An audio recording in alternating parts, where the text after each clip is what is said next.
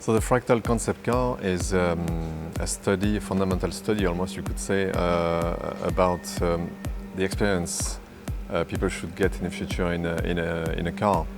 And so a car is no longer a nice piece of design made to go from A to B with a certain driving dynamics or a certain engine or whatever.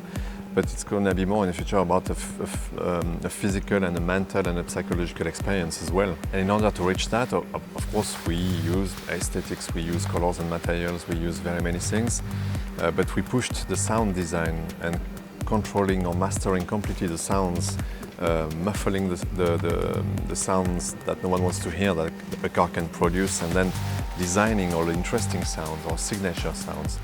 So, of course, we are on a compact urban electric car because electrical cars don't produce a lot of sound, and there will be a need in the future to signify the presence of an electrical car with a sound specifically designed for that. So it was the ideal scenario to express sound design fully.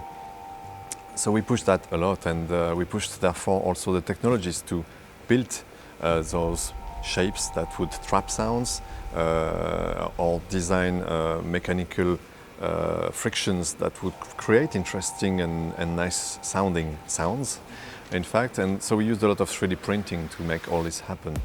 This car is full of very innovative ideas, very innovative solutions, and that could see the day of flight or reach production fairly quickly, quicker than what we usually see in concept cars. The concept cars are fairly quick projects compared to production programs, of course. It takes less than a year or less than a year to go from a blank sheet of paper to a finished concept car, a driving concept car. It's quite amazing, it's quite quick. Of course, there's a lot less constraints in a concept car, there's a lot of freedom, and that's what's interesting about it, basically. We have no constraints, therefore we can express or push the ideas as far as possible, make them very mature.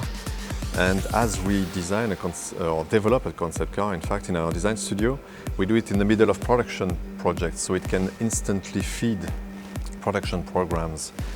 So it's very useful that way for us also, at the very moment we do them. Of course, there's a lot of design cues or design features in terms of just the general form language of the car, or especially the design or the organization of the front end. Concept cars are always a bit caricatural, a bit too much, and unrealistic to that extent. Yet, many things that we see here today on that car will make it into production in terms of character, personality, and graphics or forms. But also in the interior, we talked a lot about sound design, but there's also a lot of work on the HMI design, all the instruments, digital instruments, and the ability they have to adapt to whoever likes to have a priority on navigation or priority on some driving assistant tools. All this is reconfigurable as much as you want. All those ideas also fairly quickly should make it into production.